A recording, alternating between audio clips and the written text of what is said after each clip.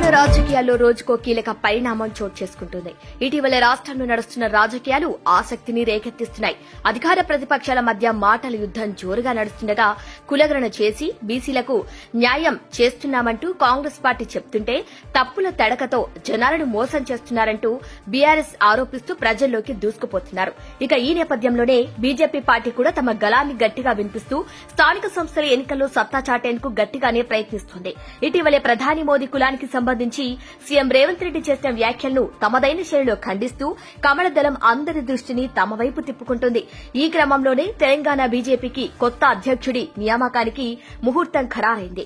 ఈ నెల 20 తర్వాత బీజేపీ జాతీయ అధ్యక్షుడిని ప్రకటించనున్నారు. ఈ క్రమంలోనే 2 రోజుల్లో 6 రాష్ట్రాల అధ్యక్షులను ప్రకటించే ఛాన్స్ ఉంది. దీనికోసం బుధవారం సాయంత్రం ప్రధాని నరేంద్ర మోదీ నివాసంలో కీలక సమావేశం నిర్వహించారు. ఈ సమావేశంలో అమిత్ షా, రాజ్నాథ్, నడ్డా పాల్గొన్నారు. ఇక తెలంగాణ, ఏపీతో సహా యూపీ, మధ్యప్రదేశ్, ఉత్తరాఖండ్, కర్ణాటక, పుదుచ్చేరి అధ్యక్షులను త్వరలోనే ప్రకటించనున్నారు.